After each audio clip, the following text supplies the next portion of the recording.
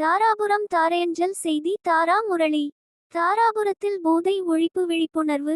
ஜவஹர் நகர் மக்களுக்கு துணை காவல் கண்காணிப்பாளர் சிவகுமார் தலைமையில் போதை விழிப்புணர்வு நிகழ்ச்சி.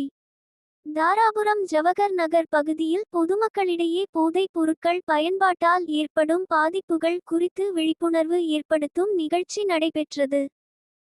மேடம் சொன்ன மாதிரி யாரும் கூப்பிடுற மாதிரி இருக்கு, யாரும் நம்மளை திட்டம் சாதாரணமா 2 பேரும் பேசிட்டு போயிருந்தா கூட நம்மளதான் பேசுறாங்களா, நம்மள பேசுற மாதிரி இருக்கு அப்படிங்கிற ஒரு சூழலை வர மாதிரி இருக்கும். அது இந்த ஆல்கஹால் மனிதனை மனிதனாக இருக்க விடாமல் தன்னை மாற்றி விடுறது, அந்த சூழலையே மாதிரி இருக்கு.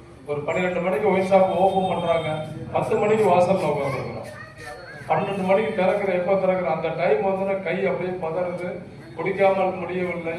அவங்க சொல்ல ஒரு குவார்டர் 160 ரூபான்னா அன்னைக்கு 300 ரூபாய் 500 ரூபாய் வேலைக்கு போனா 2 குவார்டர் அடித்தா தான் ஆகுங்க. ஒரு கட்டங்கள் வரும்போது அந்த போதையோட அளவு அதிகரிச்சுக்கிட்டே இருக்கும். ஒரு புல்லு வரைக்கும் அடித்தாலும் நமக்கு போதை வரவில்லை அப்படிங்கிற ஒரு கண்டிஷனுக்கு வரக்கூடிய பாடி கெட்டு போகுது. கல்லீரல் ஆரம்பிச்சு ஒவ்வொன்றா போகும். கல்லீரல் கணையம் அப்படியே போயிட்டு கடைசியில் நுரையீரல் எல்லாமே போயிட்டு மனிதன் ஒரு பாடி உடம்பு மட்டும்தான் இருக்கும். அவன் எப்போ வேணாலும் ஆள் கண்டிஷன் பேட் கண்டிஷன் அட்மிட் ஆகிற கண்டிஷனில் போயிடுவான். போதை வேற வேற விதமான போதைகள் இருக்கு, நிறைய போதைகள் இருக்கு. இப்போ சொல்றது வயசானவங்க இவங்க எல்லாமே போதை ஒயின் ஷாப்ல டாஸ்மார்க் உள்ள போதை மட்டும்தான். இந்த டாஸ்மார்க் போதை தாண்டி போகும்போது அந்த ஏஜ் 1 மாசம் அவங்க என்ன ட்ரீட்மெண்ட், இதுக்கு மாற்று மருந்தா அப்படி கிடையாது.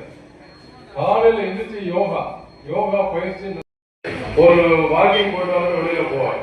வெளியில போற இடத்துல அவரோட நண்பர்களை பார்த்துட்டாங்கன்னா அப்புறம் அதெல்லாம் தலைமை ஒரு நாட்டாமைக்காரர்கள் சமூக ஆர்வலர்கள் முன்னிலையில் தாராபுரம் துணை காவல் கண்காணிப்பாளர் சிவகுமார் பாலகிருஷ்ணன் SI சரவணன் தலைமையில் காவல்துறையினர் கலந்து கொண்டு போதைப் பொருட்களின் தீமைகள் குறித்து பொதுமக்களுக்கு விளக்கமளித்தனர். இதில் பேசிய துணை காவல் கண்காணிப்பாளர் சிவகுமார் போதை பழக்கம் தனிநபரின் உடல்நலம் மட்டுமின்றி குடும்பம் மற்றும் சமூகத்தின் எதிர்காலத்தையும் பாதிக்கும் என தெரிவித்தார். குறிப்பாக இளைஞர்கள் போதைப் பொருட்களுக்கு அடிமையாகாமல் கல்வி, விளையாட்டு உள்ளிட்ட நல்ல செயல்களில் தங்களை ஈடுபடுத்திக் கொள்ள வேண்டும் என அறிவுறுத்தினார். மேலும் போதைப் பொருட்கள் விற்பனை மற்றும் கடத்தல் தொடர்பாக தகவல் தெரிந்தால் உடனடியாக காவல்துறைக்கு தகவல் தெரிவிக்க வேண்டும் என்றும் பொதுமக்கள் காவல்துறையுடன் இணைந்து போதை இல்லாத சமூகத்தை உருவாக்க ஒத்துழைக்க வேண்டும்.